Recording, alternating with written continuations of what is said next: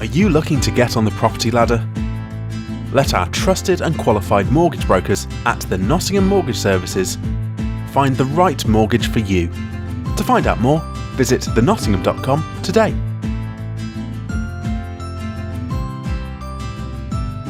I think we're just simply middle of nowhere, so that's why it's not working. Because the team you play for should have been in China, shouldn't they? Yeah, in a normal world, we would be home games would be in China, and then the road games would be in Russia. But now we're in Moscow the whole season because we can't travel. Well, the crazy thing I found out is that Chinese team actually was in the CWHL, and that teams had come over for like a 3-game road trip sort of thing. Yeah, I've been on this team for 4 years. So the first 2 years we did the Canadian League, and then we would just like fly over to Canada for road games and then spend a month there and then go back to China for a month. That sounds like that's a hell of a road trip. Yep, those were some pretty long flights. So before we get into that properly, let's go all the way back. When did ice hockey come into the life of Noora Räty? Well, I think it was in my life probably the moment I was born, because my dad coached my brother's team. So then I would always hang out at the rink with my mom, and then I think I started playing when I was 4. And then it's been good 27 years or 26 years right now. It's still going. It's worked out for you. Was it always netminder? Was it always netminder for you? Yeah, so I don't know why I wanted to play goalie, but like since the moment I started hockey, like I just always wanted to be a goalie. I think it was the gear to start, and then it was like, well, if I'm a goalie, I don't have to go sit on the bench unless I'm a backup goalie. And then it was like, well, I can really be a difference maker and then like a big part of the team. So I think a lot of factors came into play throughout the years. And speaking of gear, you've had some pretty cool gear over the years. I've seen the pictures of your helmets and things. And one of the ones that stood out to me was the Minions one, which I thought was really cool. Yeah, I mean, I loved Minions since the movie came out. So I think it was like a year after the movie came out. I was like, yeah, I'll just put a Minion on my mask. And then I kind of liked it. And then people kept saying like, that's your trademark. Like you always need to have a Minion on your mask. So now it's more like a trademark or like a legendary thing to have a Minion on my mask. So I guess I need to keep the tradition going. And that's one of the things about being a netminder, that you get that creativity, don't you, that other positions don't get. Yeah, I mean, I guess we're kind of like the odd girls or guys on the team. So we can kind of show our personality a little more through the gear and the mask and the designs we have than players do. As players usually given the stuff and they can't really affect what's the colors or what's the design, but goalies can really put some thought and effort into it and kind of like bring that personality out to fans through their gear. Well, goalies are always regarded as the biggest characters on the team, because you've got to have something else about you to be willing to go in net and have pucks fired at you. Yeah, I guess you need to be a little bit crazy to play goalie, and then everyone always says like, oh, you goalies are so weird, but it's like, I don't know, I think we are normal and then everyone else is weird, I guess. So, but yeah, you need to be a little bit crazy to play goalie, and not every athlete can do it and handle the pressure that comes with it. And then say, well, at what point when you were growing up then did you decide that you wanted to give ice hockey like all your attention, you wanted to give that a go as a professional career? Well, I played like every sport you can imagine growing up. I'm a huge multi-sport advocate, and I always tell little kids they should play all the different sports and not pick one at early age, because I mean, it just benefits you in all aspects of life to like be a multi-athlete.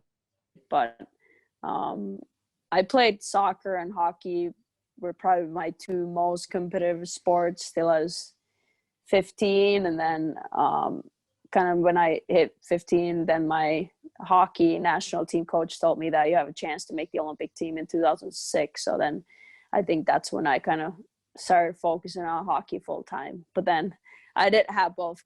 I was on a U16 national team for soccer and then the women's national team for hockey. So then I did have coaches from both sports that kind of pushed me to pick one over the other. But then I think making the Olympic team was the deciding factor for hockey. Because you made that Olympic team you made the World Championships before the Olympic team at a very young age. So like, you're obviously excelling at hockey very early on. Yeah, I mean, I was only 15 when I made my first Worlds team, but I mean, I was just a little kid. I didn't know like what it actually takes to be on top of your sport and what like a real training means. At that point, I was just playing for fun. I was still playing youth hockey with boys. So at that point, hockey was just like a hobby or kind of like a fun pastime for me, you know, and I didn't like think that it would take me where it took me right now. So I didn't really think about playing in the Olympics or playing for national team or getting a scholarship or playing pro hockey at that point. As I say, it was more just fun times and playing for fun. And then I guess after I made the Olympic team, I kind of realized like what kind of opportunities could come along by just being good at hockey. So then it got a lot more serious. So how cool was it? Because I imagine that making the Olympic team is almost the goal of every athlete in the world to represent their country at their chosen sport. How much did it mean to you to make it into that team when you did? I mean, it's always a huge honor. And to being honest, I didn't really I didn't expect to make the Olympic team as a 16-year-old. So I think I was kind of a little bit like a little kid lost in a store because I didn't really know like I knew what Olympics are, but like I didn't really know like how big of a deal it for really is. So I feel like the first Olympics in 2006 is more just a learning experience and seeing like what it takes to be at the Olympics and what it takes to be successful, because I had no idea like what that stuff means. So then I would say I wouldn't say it was a tourist, but I was close to being a tourist and a team mascot, even if I played a couple games. But I mean, I was just a teenager, so you can't blame me. And then at that point, we didn't have like a social media and a big following on media, so I didn't really know what I signed up for. But it was an unbelievable experience, and I mean, not many people get to go to the Olympics as a 16-year-old. And everyone who I talk to, they always say it hits them at the opening ceremonies when all the flags, all the athletes are there and all that stuff. That's when it really sinks in that, oh my God, this is what this is. Yeah, for sure. And I mean, trying to remember, I think 2006 we got to go to the opening ceremony and walk on the field. But then I think the two after we didn't go because we played the next day. And then I think the last Olympics, we went on the opening ceremony again. So actually 2 out of 4 times I actually haven't even been on the field walking with the other athletes since we played early next day. And you said that Olympics is like after that was when you decided to take hockey like properly seriously and it wasn't just a hobby anymore. Was that when you were starting to think about going over to America to go to college? Yeah, I mean, our sport when I was 15 years ago, our sport was a lot younger, and then it wasn't as competitive as it's now. Like, it's a lot harder to make the national team right now than it was 15 years ago. There's a lot more competition going on, a lot more players that knows what it takes to be on the top and what it takes to like get better. But yeah, I would say once I started high school, so as 15, 16-year-old, I had a lot of friends on the national team that played college hockey or were playing college hockey at that time. So hearing those stories and like how cool is the atmosphere and how well schools set up athletes for studying and playing hockey, then kind of after hearing those stories, I started dreaming about it and thinking that maybe that would be the next good step in my career, just move out of the home and then having that opportunity to not only play high level hockey, but also get a good education. So that was always a big thing for me. It's just like the life can't be all about hockey. You also need to have a plan B in the case someday hockey ends. You know, you can't know that if tomorrow I break my leg, I need to have a plan B. And then for me, it was the education. So I had to make sure that if the hockey doesn't work out, I have something in my pocket that I can use and be good for life, instead of being like, okay, well, I don't have hockey right now. What now? So, and that's usually when the life starts going downhill, when you don't have that plan B. And then what was it that made you decide on the University of Minnesota? I think just the fact that it's in a big city, so it's right next to downtown. It's a big school. I think it's almost like 60,000 students. So it's huge, and I'm from a big city.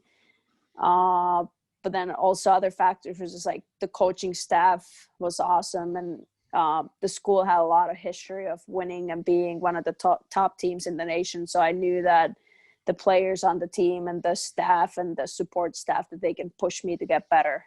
So overall, I think it was just a perfect environment for me. I also visited a couple other schools, but I just didn't get that vibe from those schools, and I did at Minnesota. So in the end, I think it was a pretty easy decision. And did you speak much English when you made that decision, or were you learning before you came over, sort of thing?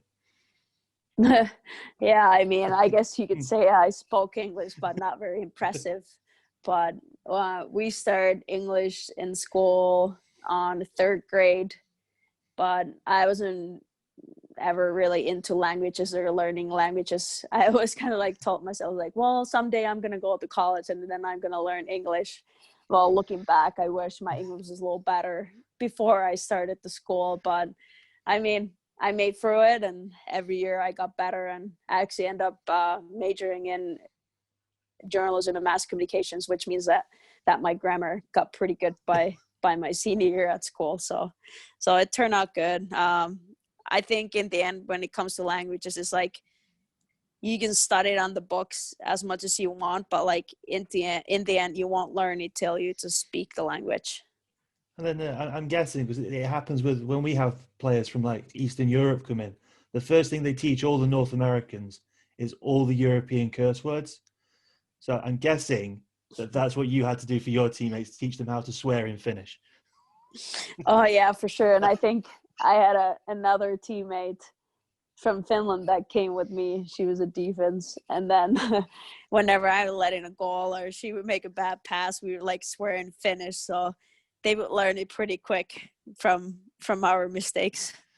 And then one of your other teammates at Minnesota was an alumni of this show, in Megan Bozek. Can you tell us a little bit about Megan?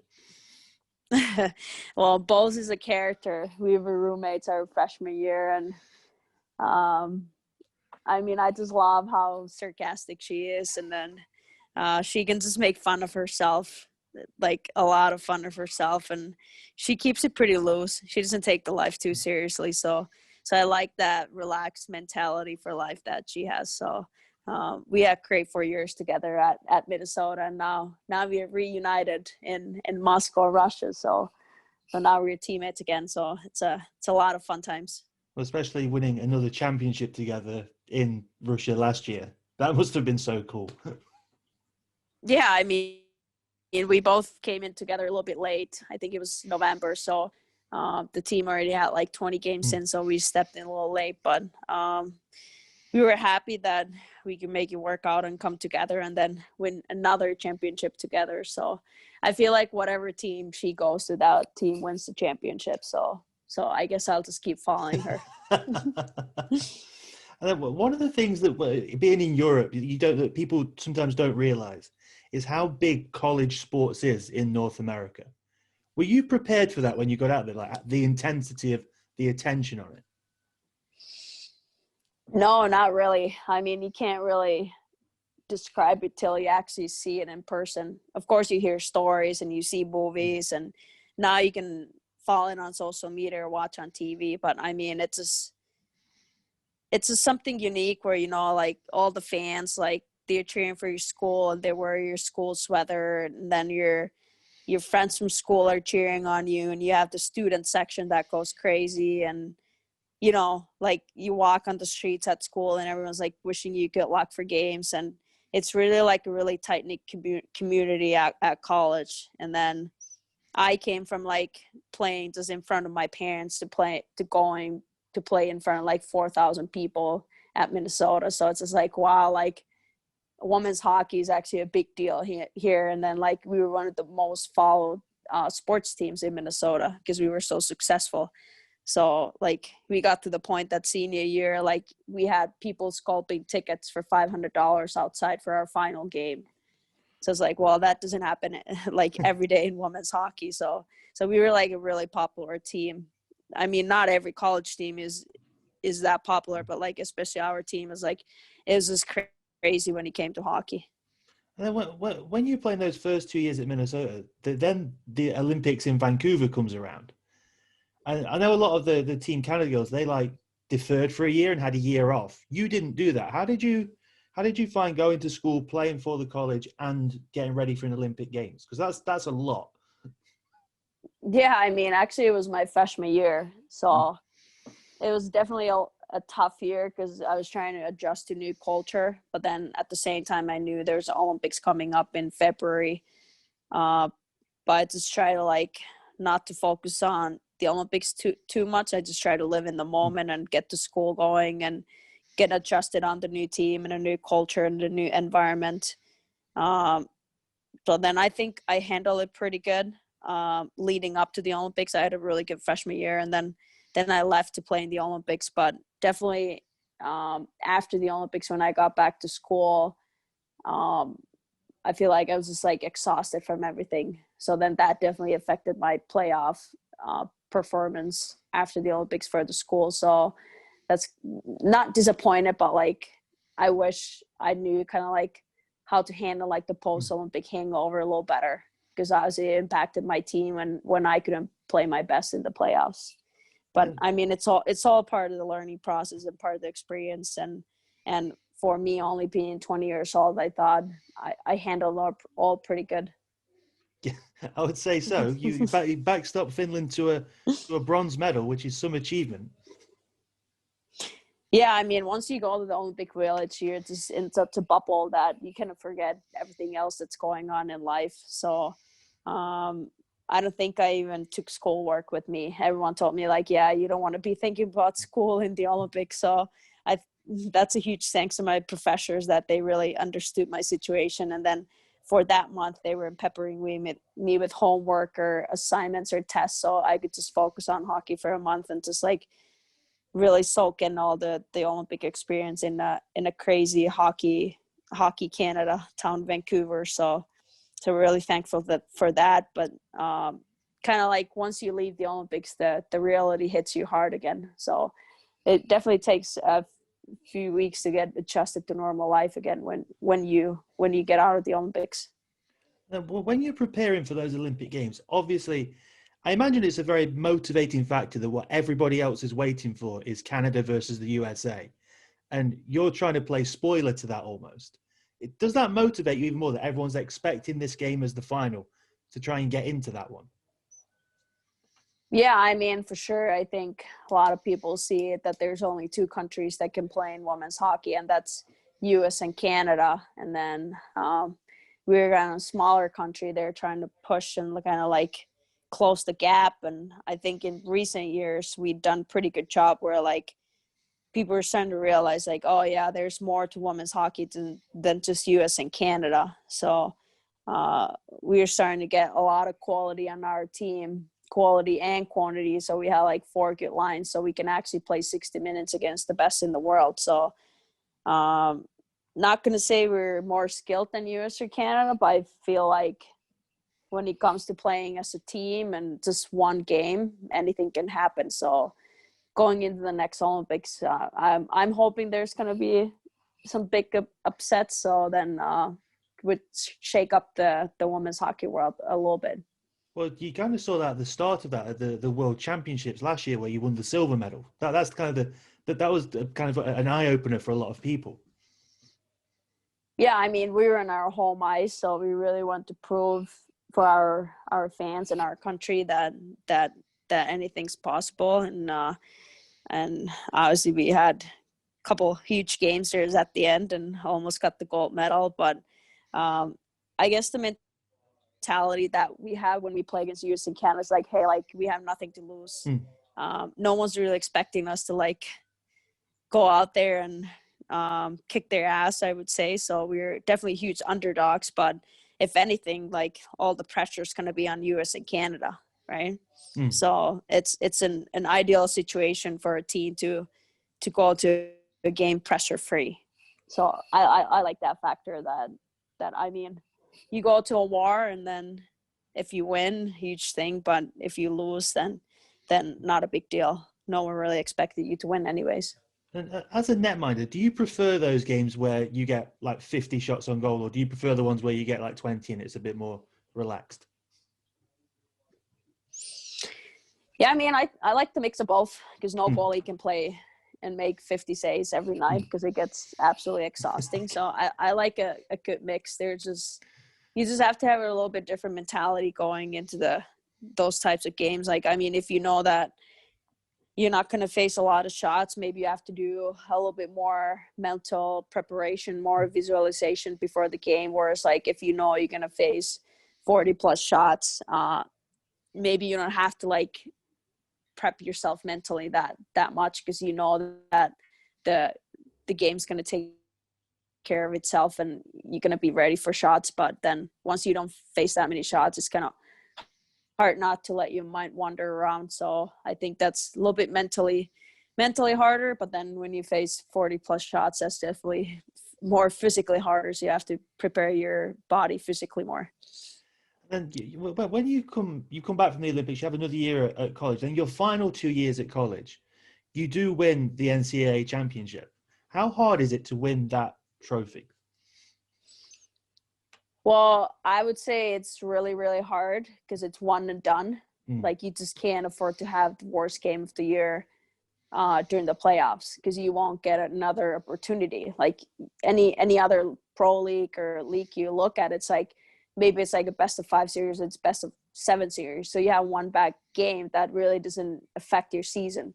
But for NCAA in any sports, because it's one and done, it is really hard to make it all the way. So I would say winning the national championship is right there at the top when someone asks me, like, what's the kind of biggest career accomplishment is, I would say, is NCAA national championship and then doing it back to back just for the fact that it's one and done. So you have to be on top of your game for 3 games straight.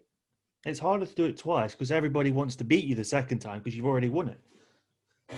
Yeah, for sure. And then going into senior year, that senior year and going into the final game of my senior year, we hadn't lost one game, so we were 40-0.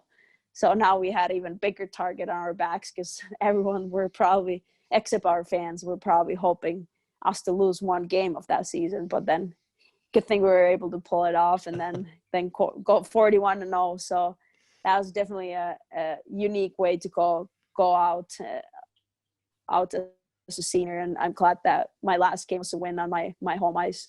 Like you mentioned it, going 41-0. That is ridiculous, if I'm being honest. Yeah, it's pretty surreal. And then we had like all national media and a lot of media and fans, of course, following us, waiting for that first loss. And what I think our team did really good job with was like we were thinking ahead to a Frozen Four, the final game, that we were always just focused on the next game. Like it sounds cliche, but like for us, the next game was the biggest game of the year. So I think we did a really good job living in the moment and then not letting our thoughts go too far ahead. That helps you avoid the pressure. If you're not thinking about, oh, we need to win this to keep undefeated, rather than just, oh, it's just another game coming up. That helps mentally, doesn't it, as you prepare for the game? Yeah, for sure. As a goalie, you always need to have a mindset where it's just like the only thing that matters is the next save.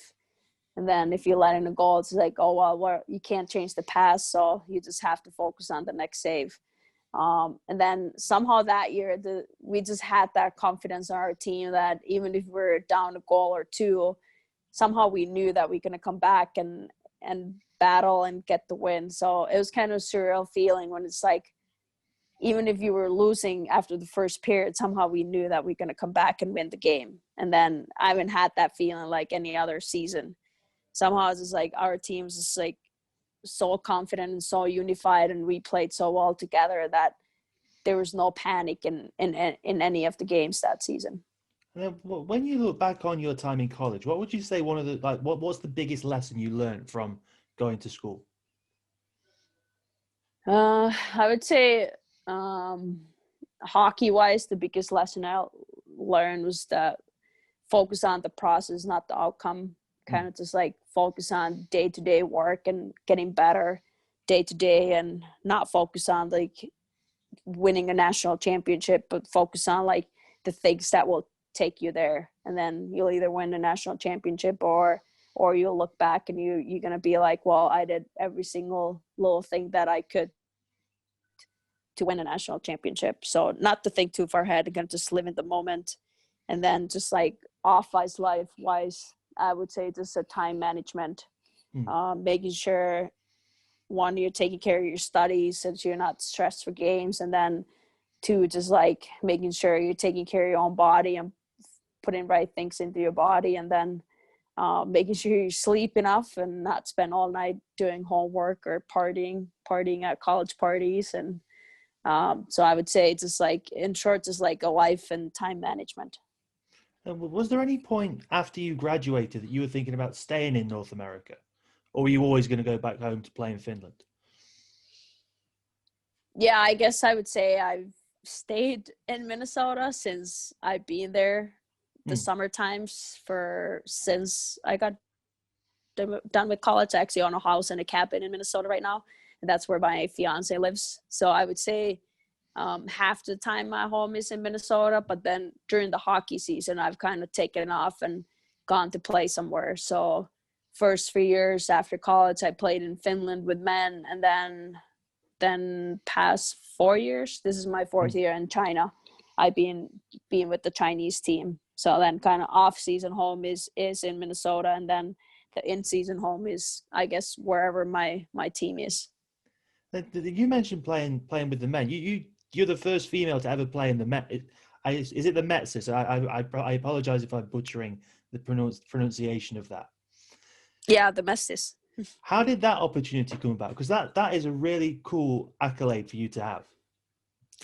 Yeah, I mean, I played with boys growing up till pretty much I started college, because there were many girls teams in Finland. So kind of like if I wanted to continue playing at a high level, my only chance was to play with boys, and I really loved it. So in the end, playing men's pro after college wasn't that big of a deal for me. I think it was more of a big of a deal for like media and the fans and people that didn't know me. But I thought it was pretty cool to like just break some barriers and then prove that even a smaller goalie, but two, a female goalie can keep up with the guys and be as successful in a semi-pro men's league. So pretty happy that I jumped on the opportunity, even if a lot of people were really suspectful if I'm gonna be able to play with them or not. But somehow I always had that confidence that it was meant to be that I do that. And then I enjoyed it for 3 seasons, and then the opportunity to sign with a Chinese pro team came along. So, but I feel like if I didn't sign with the Chinese team, I probably would still play with the men. So I actually ended up liking it a lot, and I just kind of like the atmosphere among the guys and being one of the guys, I guess. So I enjoyed it a lot. And with that, of course, it was nice to like bring women's hockey on media in Finland, because there was a whole lot of media following at that point. So it was nice to kind of like show the sports fans that gender doesn't really matter if you're skilled enough. Well, you guys, like the North American version of that would have been when Shannon Zabados, she went and did pretty much the same thing, but in America, didn't she? Yeah, I think we both did it pretty much at the same time. So we know each other a little bit, and we've been talking about it, and we both definitely enjoyed it. So glad that we can break the barriers and then put the women's hockey on the map, I guess. So I think more the merrier. And then, well, you mentioned the media side of things. It's like when like events like the Frozen Four come around, when the Olympic Games come around, obviously women's sports in general is usually always fighting for attention. But when those big tournaments come around, that spotlight burns really bright. How do you deal with that? You know, the quick turnaround on fighting for attention and then having all the attention and everything on you. Yeah, I mean, I guess when I'm on the ice, I don't really think about that. And the way I think it is like, if you get to be on the spotlight, you deserve to be in that spotlight, and you're like privileged to be there because that means you've done some things right to be in that spot. So to me, kind of like that pressure situation is a privilege because you deserved it and you worked hard for it. So then you just want to make the best out of it. Whereas like, I feel like some athletes or some goalies, they freak out when they need to be on that spotlight and be that difference maker. So, but I've always enjoyed being in the spotlight, whether it's the Olympics or NCAA tournament or any other big game that you need to execute as a goalie. So to me, it's a privilege. And whenever I can be in a situation like that, I really enjoy it. Because the netminder is probably when the opposition score, you get a big red light shine on behind you, a big spotlight comes on you. You do have to have a lot of mental strength to come through even one goal going in, almost. Yeah, but I mean, that's probably something you are nurtured to. I mean, you grow up with that and then you just kind of get used to it. And then, I mean, when I was younger, I don't know if I handled letting in goals that well, but definitely with age, it's like, oh, well, like, you know, that happens. And then let's focus on the next save. So it's like kind of like my short memories got even shorter with age. Too many pucks to the mask. Exactly. So then, like you mentioned, then the opportunity in China came up.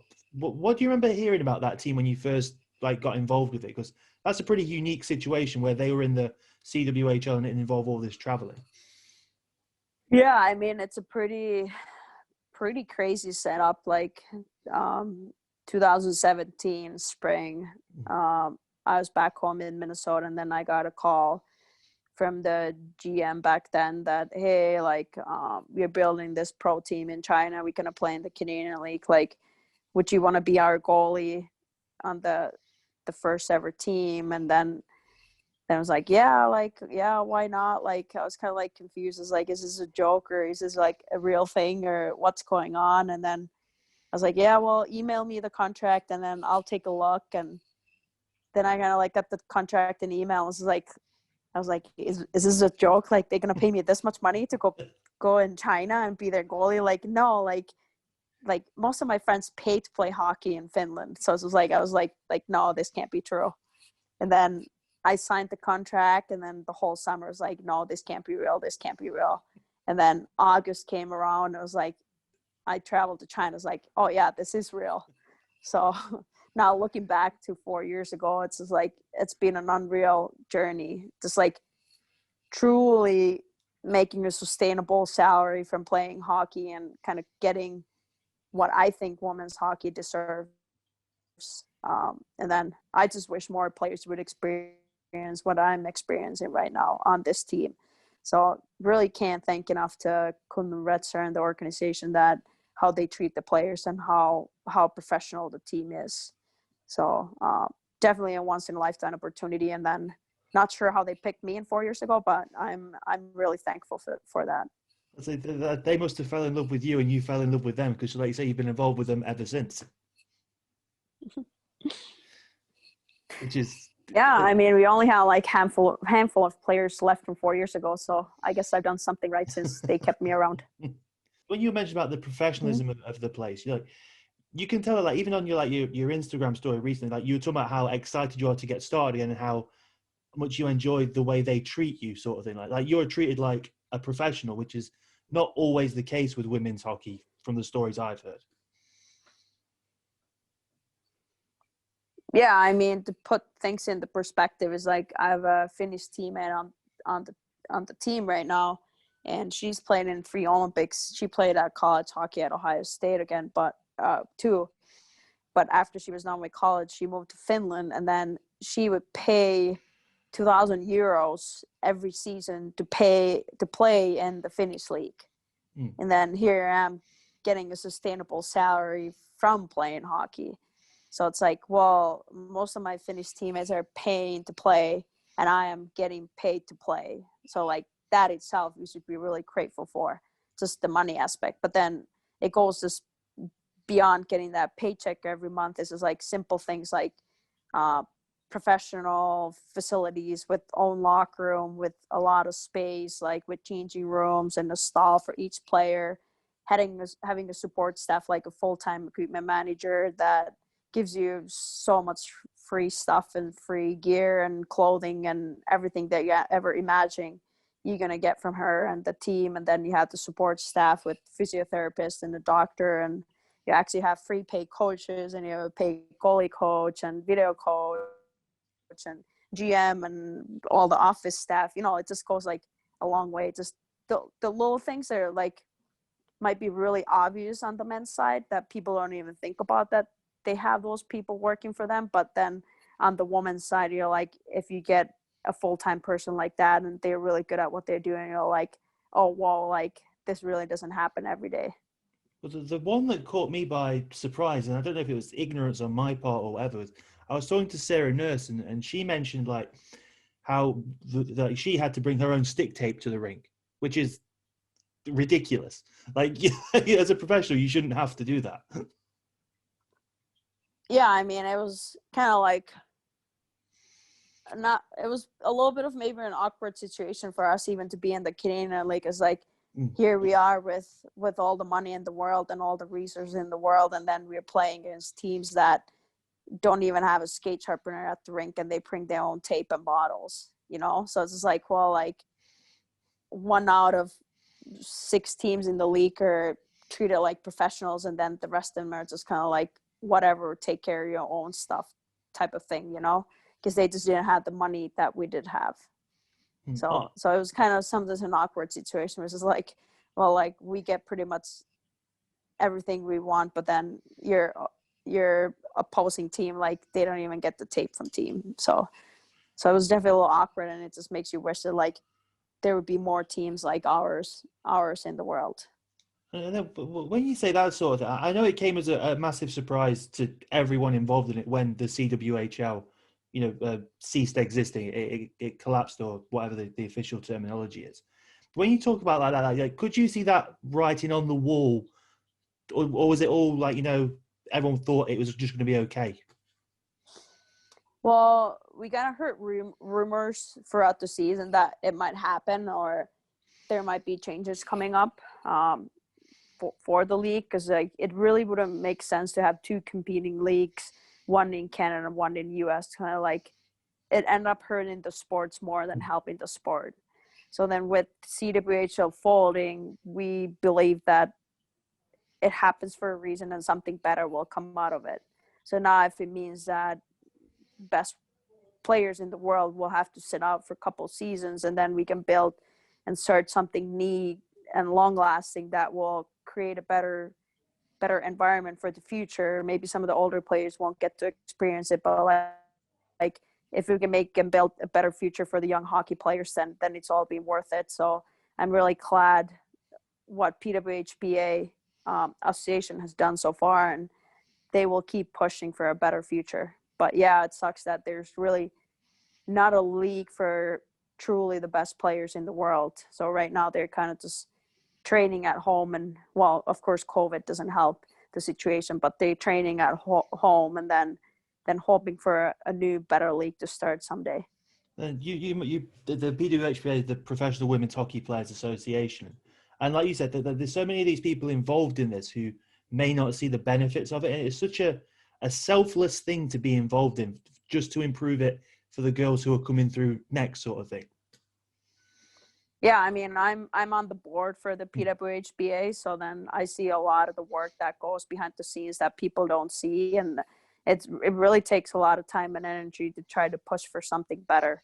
And to being honest, if there's a new league, I might not even play in it, but like I'm doing it for a bigger purpose and for something bigger than myself. I just want to make sure that the young kids that I coach back home would have the opportunity to actually make a livable salary. And then we all heard like horror stories from some of the women. They feel like players go to a rink and they don't even get a locker room, and now they're peeing in trash cans, that type of stuff that should never happen for a female team, because the guys get the locker rooms, like stuff like that we want to really push for a league that is truly professional, where the players get what they deserve and not a second class treatment. Like, we want players to get a first class treatment. Yeah, like, we're not asking for millions like the NHL players, but like, we would start with that, just a sustainable salary where like players don't have to work an 8 to 5 job and then go to a rink already being so exhausted. So we want to make sure that players could just focus on playing. So now we can provide a quality product for fans on the ice. So no one wants to see exhausted players on the ice after working a full-time job. So I guess we would just want to start by creating professional resources so we can put the quality product on the ice first. And then obviously there are talks between the PWHP and the NHL that are going on all the time and things like that. And on that level, how proud are you of the people who took part in the 3-on-3 at the NHL All-Star Game? Yeah, I think that was huge for just like a general exposure. So I hope that continues till we have a real league. And I mean, it's a show when you play 3-on-3, and it shows that the entertainment value is there for women's hockey, but now it's just like getting us in front of the people's eyes and then proving that we can entertain too. Yeah, we are not going to have the body checks or the fights that guys going to have, but like, if you take the physical aspect away from the game, like, we are going to be as skilled and as entertaining as the guys are going to be. So all I'm hoping is like people that believe that only males should play hockey, that they give us a fair chance, and they like look at the game beyond like the physicality, and then they just kind of like, because our game solely focus on the skill and not the body checks or the fights. So there's a lot of skilled players involved in the game, and not just like giving us a platform to showcase that skill. And the men's game is going more that with all the stuff about CTE and things. The men's game is getting more involved in the skill side of it. So the gap between the two games has never been smaller in terms of how they're played at the minute, and it's always getting smaller. Oh yeah, for sure. I feel like the fights and the body checks are getting way less focused than the actual scale, and you can see it in like a change of like the size of the average NHL skater too. It's like they're moving towards signing more the skilled players instead of like the grinders or the fighters. And that is, I think that lends itself to a more European style as well, doesn't it? It's like over here you have the bigger ice pads, and it's more about the speed and the skill. Yeah, I mean, usually the speedier players, they end up in Europe just simply because the ice sheet size, I mean, bigger ice sheet means more time and space for those skilled players, and those players might struggle in the smaller ice rink because there's a way less time and space. So then, but going back to the Kunlun Red Star, after the CWHL folds, how excited were you to find out that they joined the Russian Women's League? Yeah, I mean, Russia's definitely an experience, but I think a lot of people have like assumptions of Russia as a country, but I've really enjoyed my time here. There's some really crazy nice cities like Moscow and St. Petersburg, and I feel like the league we're playing in, it's like the most well put together league for women right now, and definitely the most professional league. So every city and every facility we go is like really professional. So I have no complaints, and we live at nice hotels, and our travel's organized well. So I have no worries or anything when I'm living the life here. So definitely a good fit for the team. And then the crazy thing is that you, like you mentioned earlier, you joined the team like a bit through the season last year, didn't you? And then you won the championship.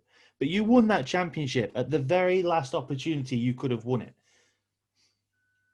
Because if you didn't win that game, the whole season would have been cancelled. I'm talking to Megan. Yeah, I understand. mean, it would have been interesting to see. Yeah, it would have been interesting to see what would have happened if we didn't win in 3 games, because we played on Wednesday night, and I think it was on Friday when U.S. started closing the borders. So I actually got back to U.S. on Friday, just before the borders closed. So it actually worked out fine. Yeah, I don't know if because I feel like KHL kept playing, so I feel like we probably would have kept playing too. But then the other thing would have been if we could have got out of the country. So I guess we always could have gone home, because you can't deny an entry from a citizen. But definitely would have been some added stress if you didn't win the championship in 3 games. And did that stop you being able to enjoy it as much? The rush to get home. Like, did it ever settle in that you'd won it? Like just after the game. Yeah, I mean, I had booked flights to go home on Thursday morning anyway, so it was definitely a shorter championship party than normal, because I feel like at that point we had been living in hotels for 6 weeks, so everyone kind of had that mindset that they just want to go home and live a normal life again. So I had booked flights to go to Finland on Thursday morning, and then I boarded that flight to go to Helsinki. But then when I landed to Helsinki, I actually booked the next flight to go back to US, just to be sure that I could get in the country, since I'm not a citizen. So just said a quick hi to my mom, and then took off again. I haven't been home since then. Well, hopefully you get home soon to see her again. Yeah, hopefully by Christmas time it's better. So between that happening and then everything restarting, how long did you have away from the ice? Well, actually the past 2 years, the past 2 off seasons, I just kind of been like, okay, enough the grind. I'm just gonna enjoy my summers and then work out when I want to work out. So I really haven't done like elite training or like a high level training. I'm more just like let my body to recover. And I also run a coaching business in Minnesota, so I really focus on my coaching business during the summer months. And I've actually ended up being so busy that there even hadn't been too much time for training. So this year, when we got done in March, I did not put my gear on till sometime in September, I think. So I took a good 6 months off from the ice. But I mean, when you coach 6-7 hours on the ice a day, then it's like you don't really lose that skill, because you're still constantly teaching it or demonstrating it or skating around. So I wouldn't say it hurt me that much to be away from the game for 6 months. And how do you how do you enjoy the coaching side of things with the juniors and stuff? I mean, I love it, because I know I'm not going to play for years to come. So that's kind of my backup plan, is like when I'm done playing myself, then I'm just going to focus on coaching full time. And it's my another passion. And then it's like my way to give back to the game. So I really enjoy working with young athletes and seeing them get better. So summertime, it's probably my main focus is coaching over playing right now. And I'd say, you mentioned people getting better. So to almost start wrapping this up, back from when you were first got into the international team in 2005 or 2004, how have you been shocked or impressed or not surprised by how much the women's game has improved since then, from 2004 up to 2020? Yeah, I mean, I think it's like the difference is like a night and a day. We come a long way.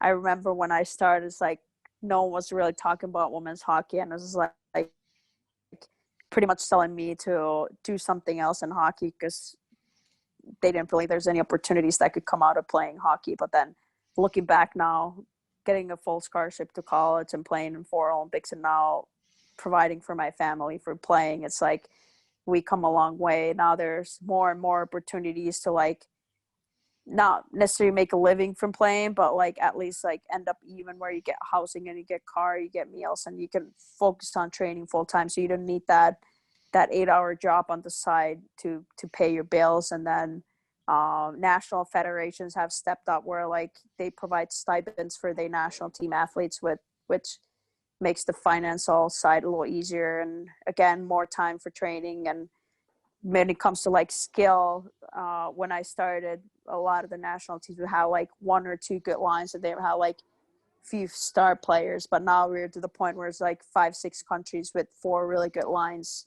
So we used to have the quality 15 years ago, but now we also have quantity for 4 good lines. So that automatically brings the quality of the game up too, and it's a more entertaining game for fans. And of course, media's started following a lot more towards not just women's hockey, but women's sports in general. And I think one thing that's really helped us too is the social media, because we are not depending on paid advertising or these national medias to bring exposure, that we can actually create our own exposure through social media. So I think that's definitely helped to like to create awareness among the sports fans and be like, hey, we exist too, like maybe you should take a look.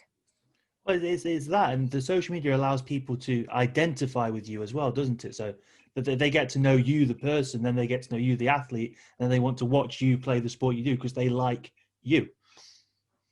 Yeah, for sure. There's a lot of women's hockey players that really use the social media to their advantage, and they give to their fans a lot from their personality. So I think social media is a great way to interact with fans and people interested in hockey. And there's a lot of players that are taking a full advantage of it. And then it's a really neat opportunity to kind of like create your own brand and an opportunity to even make money out of it. So there's a lot of the women's hockey players that actually can get sponsorships and bring value to their sponsors through social media. So sponsors will get a good benefit from those athletes, and then the athletes will get the benefit from sponsors. So it's a two-way street. So it's been cool to see that how much the social media can help us. And the only way I find that is reasonable to end this show all the time is by the guest has to share one of their funniest hockey stories. It can be from a game, it can be from on the road, it can be from on college, it can be from anywhere, but a story from your time in the game that makes you laugh. Oh my God. To put you on the spot. One. To put you on the spot. Put me on the spot. Maybe a funny one would be, I don't know where we were or where we played and what year it was, but all I remember is like it was with the national team, and it was a national team game, and you like, you know how you like hang your clothes on the hooks in the locker room, and then it's like something's like next to your gear, and somehow like one of our players' bra got hang up in her breezers or pants, and then we were walking on the ice, and then we kind of like skate into circles before the game starts, and there's like a bra on the ice, and we were all just like, whose is that? And like we were just all laughing. I thought that was pretty funny. So kind of there's more little stories like that, but like that was definitely really funny. Oh, that's great. Well, I cannot thank you enough for your time today. This has been brilliant. No problem. Thanks for having me. That was fun. Are you looking to get on the property ladder? Let our trusted and qualified mortgage brokers at the Nottingham Mortgage Services find the right mortgage for you. To find out more, visit thenottingham.com today.